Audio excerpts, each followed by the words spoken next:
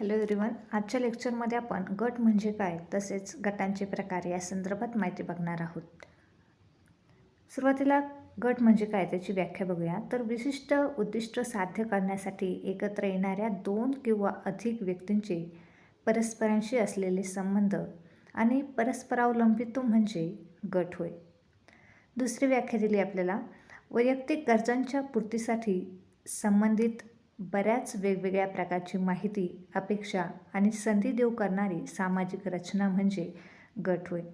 या ठिकाणी गटाचा जर आपण या ठिकाणी विचार केला तर गट हे लहान किंवा मोठे असू शकतात आणि ज्या ठिकाणी दोन किंवा दोनपेक्षा जास्त व्यक्ती एकत्र येतात त्याला आपण गट म्हणतो. आणि या ठिकाणी गटामध्ये येणाऱ्या ज्या काही व्यक्ती आहेत त्यांचं कार्य एकमेकांवरती आधारलेलं असतं, म्हणजेच त्या ठिकाणी परस्पर सहाय्याची आवश्यकता असते. साधारणतः त्या समूहाला आपण गट असे म्हणत असतो. गटाचा कार्यलोप म्हणजे काय त्याची व्याख्या बघूया.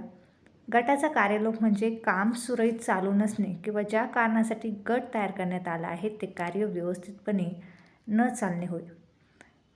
या ठिकाणी गटाचा जो काही कार्यलोप आहे, गट तयार करत असताना त्या ठिकाणी विशिष्ट उद्देश नजरेसमोर ठेवलेला असतो. म्हणजे एखादं काम पूर्ण करण्याच्या हेतूने संस्थेमध्ये वेगवेगळे गट तयार करत येत असतात, परंतु त्या गटामध्ये जर परस्पर सहाय्य नसेल आणि गटातील सदस्यांनी नियमांप्रमाणे वागणं आवश्यक असतं, परंतु त्यांच्यामध्ये परस्पर सहाय्य नसेल किंवा जे नियम त्या ठिकाणी तयार केले आहेत त्या नियमांचं ते व्यक्ती जर पालन करत नसेल तर ज्या उद्देशाने ते गट तयार करण्यात आले आहेत तो उद्देश पूर्ण करणे त्या ठिकाणी अशक्य होतं. म्हणजे त्या गटाचे कार्य व्यवस्थितपणे चालणे अशक्य होते आणि त्यालाच गटाचा कार्यलोप असे म्हणतात. गटाची वैशिष्ट्ये आपण बघूया. तर गटातील व्यक्तींचे आपापसामध्ये संबंध असतात. तसेच जे गट आपण या ठिकाणी तयार केले आहेत त्या गटामधील असलेले जे काही सदस्य आहेत ते एकच ध्येय पूर्ण करण्यासाठी त्या ठिकाणी कार्यरत असतात, म्हणजे त्यांची समान ध्येय असतात. तसेच त्या गटामध्ये असलेल्या ज्या काही व्यक्ती आहेत त्या व्यक्ती एकमेकांकडे त्या गटाचे भाग म्हणून सदस्य म्हणून एकमेकांकडे बघत असतात आणि गट तयार करण्यासाठी दोन किंवा त्यापेक्षा जास्त लोकांची आवश्यकता असते. म्हणजे ज्यावेळी दोन आणि दोनपेक्षा जास्त कितीही लोक त्या ठिकाणी एकत्र येतील त्यावेळेस आपण त्या समूहाला गट असे म्हणतो. या गटांचे काही प्रकार आहेत, म्हणजेच गटांचे वर्गीकरण आपण बघणार आहोत. तर गटांचे मुख्य दोन प्रकार आहेत, एक औपचारिक आणि दुसरा अनौपचारिक. या दोन्ही प्रकारांचे परत काही उपप्रकारामध्ये वर्गीकरण करण्यात आलेले आहेत. त्यापैकी पहिला गट आहे तो म्हणजे आदेशकारी गट, दुसरा गट आहेत कार्यात्मक गट, 3 विभागवार गट, 4 मैत्रीपूर्ण गट आणि 5 समान हिताचे गट. औपचारिक गट म्हणजे काय त्याची आपण माहिती बघूया. तर औपचारिक गटाचा जर आपण या ठिकाणी विचार केला, गटाची व्याख्या आपण बघितलेली आहे की ज्या ठिकाणी दोन किंवा अधिक व्यक्ती एकत्र येतात त्याला आपण गट असे म्हणतो.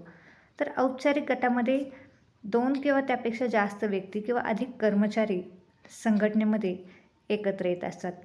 तसेच त्या व्यक्तींनी कोणत्या प्रकारचं काम करायचं आहे, त्यांची कामे त्या ठिकाणी निश्चितपणे ठरवलेली असतात आणि या गटाचे कार्य ही विशिष्ट नियमांमधूनच पार पाडणे आवश्यक असते. दुसरा प्रकार आहे तो म्हणजे अनौपचारिक गट.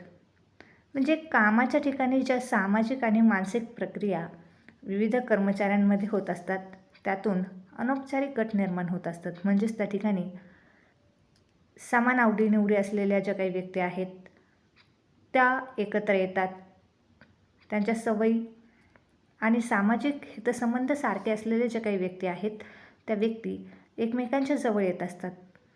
त्यामुळे संस्थेचे जे काही नीतिनियम आहेत त्या नीतिनियमांप्रमाणे हे वागतीलच असं आपण या ठिकाणी सांगू शकत नाही.